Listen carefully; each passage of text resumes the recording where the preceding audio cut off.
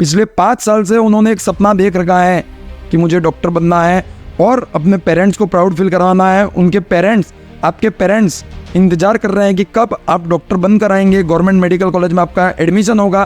तो क्या ये सारे सपने एक बार में टूट जाएंगे? क्या नीट 2025 में भी नीट 2024 की तरह ही बहुत हाई कट ऑफ जाएगी? क्या नीट 2025 में भी नीट 2024 की तरह ही बहुत सारी स्कैम होंगे? और क्या एक बार फिर हम अपनी पूरी मेहनत करने के बाद, अपना 100% देने के बाद, एक अच्छा स्कोर लाने के बाद भी इन्हीं हाई कट ऑफ और स्कैम के कारण अपना सिलेक्शन फिर नहीं ले पाएंगे? यही सारे सवाल जो है वो भी आपके दिमाग में चल रहे हैं और ये सवाल जायज़ है, क्योंकि जो चीज़ें नीट 2024 में हुई वो कई लोगों के साथ ऐसा हुआ कि उन्होंने सब कुछ अच्छे से किया, अच्छे मार्क्स भी लाए, बट फिर भी उनका सिलेक्शन नहीं हुआ। तो अब उनके दिमाग में जो अभी सवाल चल रहा है वो ये है कि क्या हमको नीट 2025 के लिए ड्रॉप लेकर एक बार फिर प्रिपेयर करना चाहिए?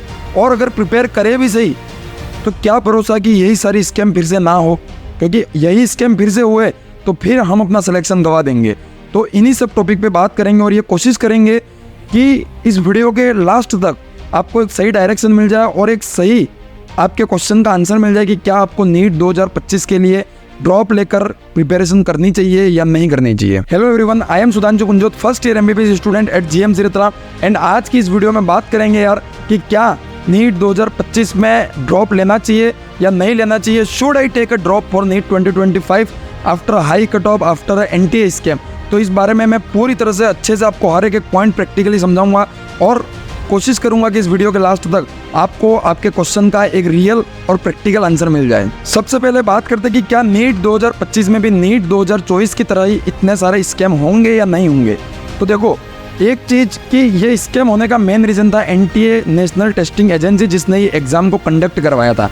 क्या नीट 2025 का एग्ज़ाम भी एनटीए ही कंडक्ट करवाएगा? तो इसके बहुत कम चांस है कि एनटीए नीट 2025 का एग्ज़ाम करवाए और सेम पैटर्न पर नीट का पेपर हो।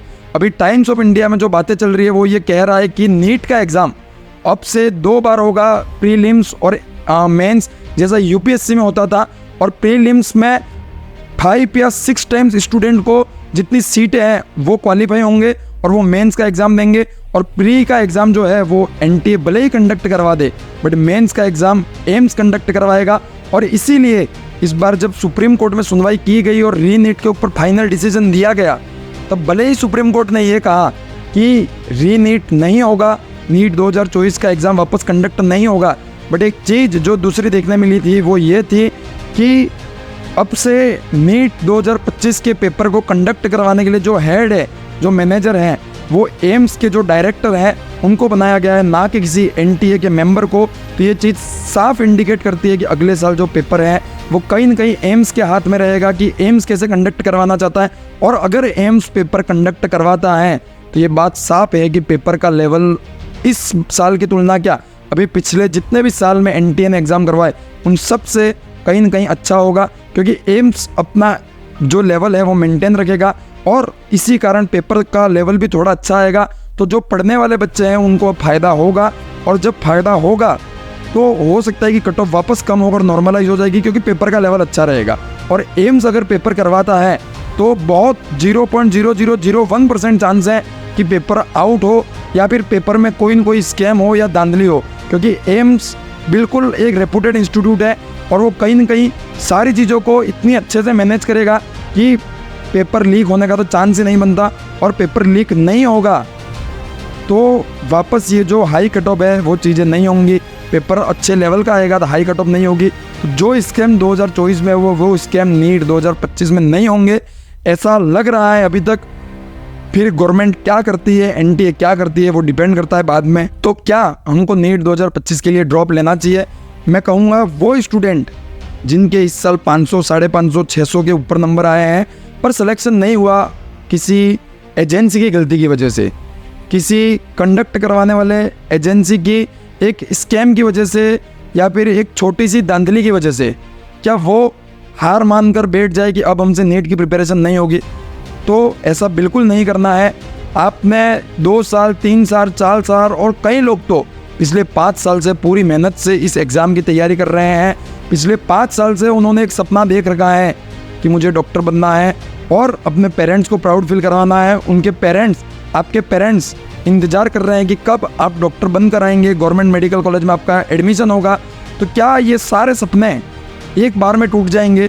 एक एजेंसी की छोटी सी गलती से क्या हमारे इतने सारे सपने टूट जाएंगे? क्या हमारा जो एम था वो अब हम पा नहीं पाएंगे? तो ऐसा बिल्कुल नहीं है। और आपको हार नहीं माननी है। आपने सब चीज़ें अच्छे से पढ़ रखी है, आपको सब अच्छे से आता है, सब पहले से आता है। बस कुछ नहीं करना है, उन चीज़ों को रिवाइज करो, मैक्सिमम प्रैक्टिस करो, और जो स्कोर इस साल किया है उससे कहीं अच्छा स्कोर आप अगले साल करो। जो रैंक इस साल आई है उससे बहुत बढ़िया रैंक अगले साल लाओ, और एक अच्छे इंस्टीट्यूट में जाकर अच्छे मेडिकल कॉलेज से आप MBBS करो। और अगर वो डीमोटिवेशन आ रहा है मन में, वो हार मानने का ख्याल आ रहा है मन में कि हो गया यार अब मेरे से नहीं होगा, तो याद करो क्यों की थी इस युद्ध की शुरुआत। याद करो वो पहला दिन जिस दिन डिसाइड किया था कि मुझे नीट करनी है, वो क्या मोटिवेशन था, वो क्या रीज़न था जिस कारण से तुमने इसकी तैयारी शुरू की थी। सबका अपना अलग अलग मोटिवेशन होता था। याद करो कि आपका क्या मोटिवेशन था नीट की तैयारी करने के पीछे, आपका क्यों ये सपना था कि आप डॉक्टर बने, और उसी मोटिवेशन को याद कर कर फिर एक बार पूरे जोश के साथ मेहनत करने लग जाओ। और इस बार इतनी मेहनत करो, इतने क्वेश्चन प्रैक्टिस करो, इतने टेस्ट दो, इतनी बार NCERT पढ़ लो, इतनी बार रिवीजन कर लो कि चाहे पेपर NTA क्यों ना बनाए, उनको भी झुकना पड़ेगा हमारे सामने। और क्यों झुकना पड़ेगा? क्योंकि हमारी प्रिपरेशन उस लेवल की रहेगी कि चाहे आप कितने भी स्कैम कर लो, चाहे आप कैसा भी पेपर दो, कहीं से भी दे दो, हम वो स्कोर लेके आएंगे, हम वो रैंक लेके आएंगे कि हमारा सिलेक्शन तो निश्चित है, चाहे बाकियों का कुछ भी हो। तो इसी मोटिवेशन और इसी जोश के साथ मेहनत करना शुरू कर दो, और इन सब बातों को दिमाग से निकाल दो कि अगले साल क्या होगा। अगर मेरे साथ मेहनत करना चाहते हो, अगर मेरे साथ मिलकर मेहनत कर 700 नंबर लाना चाहते हो, तो स्क्रीन पर एक व्हाट्सअप नंबर दिख रहा होगा, उसको ऊपर जाकर एक व्हाट्सअप मैसेज करो और मेरे साथ 1-on-1 मेंटरशिप में अपनी प्रिपरेशन को आगे बढ़ाओ। और इस पूरे प्रोग्राम की केवल 1500 रुपये फीस है, मतलब एक दिन के 5 रुपये के आसपास में ले रहा हूँ, और आपको हर चीज़, daily targets, time table, study material, पूरा गाइडेंस मैं और मेरी टीम आपको करेंगे, एंड आपको अपने सिलेक्शन तक पहुंचाएंगे, एम्स तक पहुंचाएंगे, 700 नंबर तक पहुंचाएंगे। इस बात की पूरी गारंटी है, बस आपको हमको फॉलो करना है, हम जो कहे उस चीज़ को पढ़ना है, और उस टाइम पे सही टाइम पे पढ़ना है।